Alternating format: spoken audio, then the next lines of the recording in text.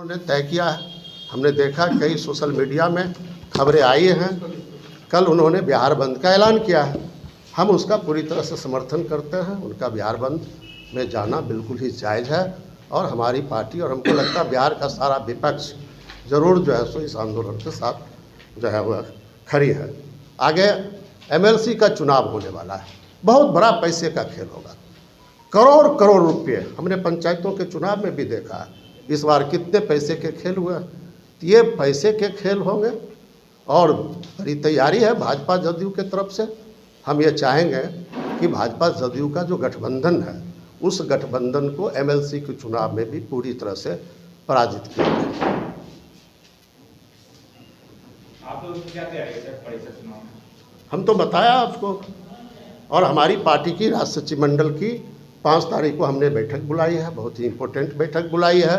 हम उसमें बहुत ही विस्तार से एमएलसी चुनाव के बारे में भी विमर्श करेंगे और राज्य सम्मेलन में जो राजनीतिक सांगठनिक जो हम प्रतिबंध पेश करेंगे उसके बारे में भी हम लोग विचार करेंगे। ये टिकट के बंटवारे को लेके जो अंतर्द्वंद चल रहा है पार्टियों में, सीपीआईएम किस नजरिए से इसको देख रही है? देखिए, सवाल यह है कि अंतर्द्वंद तो स्वाभाविक है, लेकिन जहाँ तक गठबंधन का सवाल है तो एक लक्ष्य है होना चाहिए उस गठबंधन के पीछे।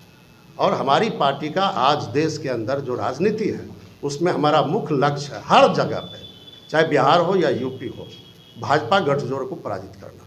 ये आज वक्त की ज़रूरत है और यही राजनीतिक ज़रूरत को हम अपना मकसद बना के, इसलिए जो भी द्वंद्व होते हैं आपस में मिल बैठ के एक बड़े मकसद के लिए हम उसको दूर कर। महागठबंधन ने आज प्रेस कॉन्फ्रेंस बुलाया है, राजद ने आमंत्रण दिया पत्रकारों को।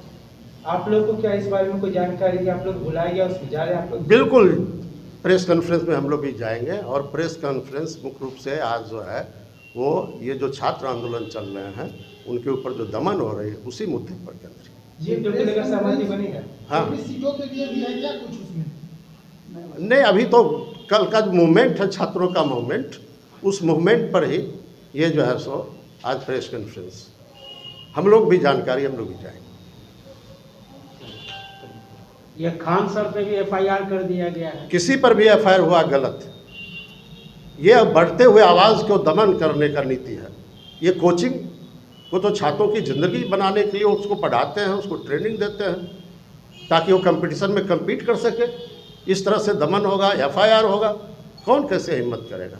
इसलिए चाहे खान साहब हों, विद्यार्थी हों, कोई लीडर्स हों, कोई इसके पक्ष में बोलने वाले हों, आज जिस पर भी एफआईआर हो रहा है, गिरफ्तारी की वारंट जारी की जा रही है, ये सब जो है बिल्कुल तानाशाही।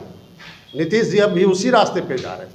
ये कहते थे जेपी मूवमेंट से हम आए, बोले तो खुल करके वो क्या उनका मुद्दा गलत है छात्रों का या आंदोलन उनका गलत है हिम्मत चीफ मिनिस्टर इस बात को बोले। जिस तरह से ट्रेन को फूंक दिया गया आंदोलन के नाम पे, तो वो कितना सही था? देखिए, हम कहते हैं ट्रेन को नहीं फूंकना चाहिए, लेकिन इतना जमात जुट रहा है, कोई ज़रूरी है कि वही छात्र ही फूके होंगे? उसके अंदर बहुत से तत्व हो सकते हैं, लेकिन हम लोग ये चाहते हैं कि उनका आंदोलन, उनके मुद्दे सही है। तो छात्र भी इसीलिए पढ़ाई करते हैं क्योंकि उन्हें लाठियाँ खाना पड़ा।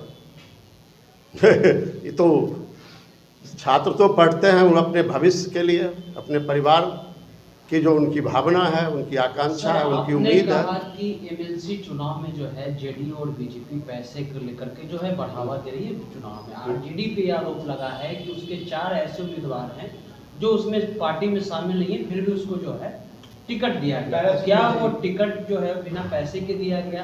क्योंकि बताया जा रहा है कि जितने भी लोग हैं सब बड़े ठेकेदार हैं और आर्थिक रूप से बहुत मजबूत हैं। तो आप क्या गठबंधन के साथी को ये बताएंगे या आप इस पर बात? देखिए, हम लोग आपस में बातचीत करेंगे ना, हम लोग उस तरह के तत्वों को बढ़ावा ना दें और पैसे के खेल से हम अपने को अलग रखें, ये तो हम चाहेंगे ही।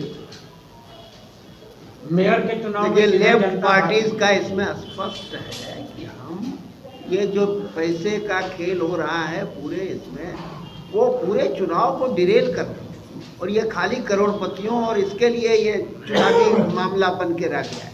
ये बहुत ही बुरा है। ये जो भी देश में जनतंत्र की हिफाजत चाहते हैं उनको सबको इस पर आवाज़ उठानी चाहिए कि ये बहुत ही खतरनाक बात है जिस तरह से पैसा इसमें आ रहा है कि वो कहीं से भी जनता की इच्छा उसमें परिलक्षित होगी नहीं, इसलिए ये बहुत खतरनाक एक सवाल और है, डेमोक्रेटिक सर, इशू। जो महागठबंधन की जो सीटें तय हुई हैं उसमें जो आरजेडी के कैंडिडेट है उसमें मात्र एक मुस्लिम कैंडिडेट को जो है एमएलसी का सीट दिया गया है, बाकी जो है अलग अलग समुदाय को ज़्यादा बढ़ावा दिया है। अगर वोट बैंक की बात करें तो मुसलमानों को अपना वोट बैंक लगातार आरजेडी मानते जा रहा है, तो इस पर आप लोग का क्या? ये हमारा, ये आरजेडी से पूछिए ना।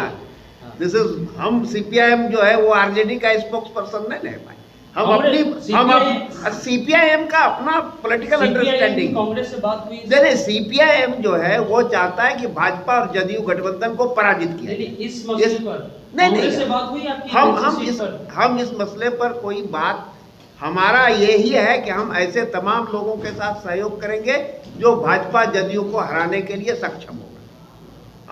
हमारी स्पष्ट स्टैंड है, और वो सब बात जो है आप आरजेडी से पूछिए, हम उनके बाहुबली और माफियाओं को भी इसमें टिकट दिया जा रहा है एमएलसी में, सर इस पर क्या कहना है? हम एकदम इसके खिलाफ हैं।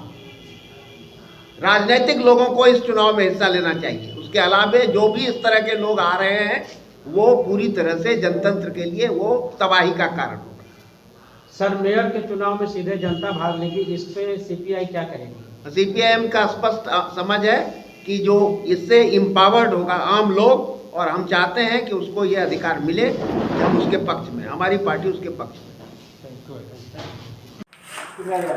हेलो, बोलिए। सीपीआई इस पर आ गए।